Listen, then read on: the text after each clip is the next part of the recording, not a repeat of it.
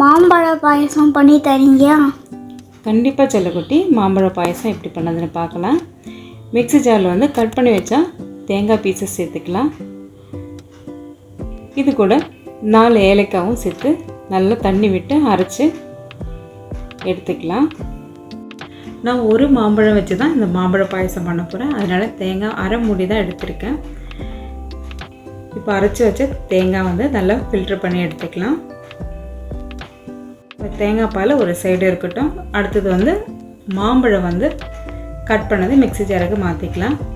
நல்லா பழுத்த மாம்பழமாக இனிப்பாக இருக்கணும் மாம்பழமாக பார்த்து எடுத்துக்கோங்க. அப்போ தான் இந்த பாயசம் டேஸ்டியாக இருக்கும். கொஞ்சம் புளிப்பு இருந்தாலும் நல்லா இருக்காது.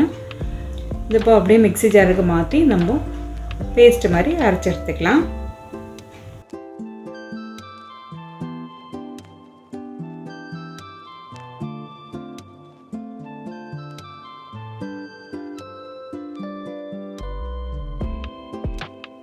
அரைச்சி வச்ச மாம்பழ பேஸ்ட் வந்து தேங்காய் பாலோடு சேர்த்துக்கலாம். இது கூட நம்ம சின்ன பீஸ் மாம்பழ பீசஸ் வந்து சின்னதாக கட் பண்ணி இதில் சேர்த்துக்கலாங்க. மாம்பழத்துக்கு பதிலாக நீங்கள் பனானா, ஆப்பிள் அந்த மாதிரி புளிப்பில்லாத பழமாக பார்த்து நீங்கள் கட் பண்ணி சேர்த்தாலும் டேஸ்ட்டு சூப்பராக இருக்கும். பாதாம் பிசினி இல்லைன்னா சப்ஜா சீடு எல்லாமே ஊற வச்சதும் சேர்த்துக்கலாம். அது இல்லைன்னா நட்ஸும் நிறைய சேர்த்தாலும் டேஸ்ட்டும் சூப்பராக இருக்குங்க. நான் இன்றைக்கி பாயசம் குடிக்கிறதுக்காக மாம்பழம் தேங்காய் பால் மட்டும்தான் ஆட் பண்ணியிருக்கேன். கொஞ்சோண்டு நட்ஸு டெக்கரேஷனுக்காக யூஸ் பண்ணியிருக்கேன். இதுவே டேஸ்ட்டு சூப்பராக இருக்குங்க.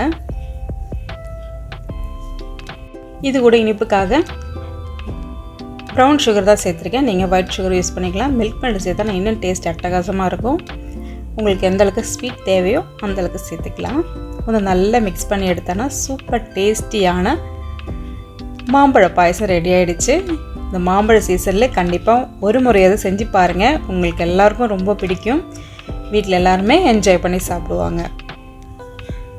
ரொம்ப ரொம்ப சிம்பிளான ஸ்வீட் ரெசிப்பிங்க. கண்டிப்பாக இந்த மாம்பழ சீசனில் ஒன்ஸ் அதை ட்ரை பண்ணுங்கள். உங்களுக்கு நம்ம சேனல் பிடிச்சிருந்தா லைக் அண்ட் கமெண்ட் பண்ணுங்கள்.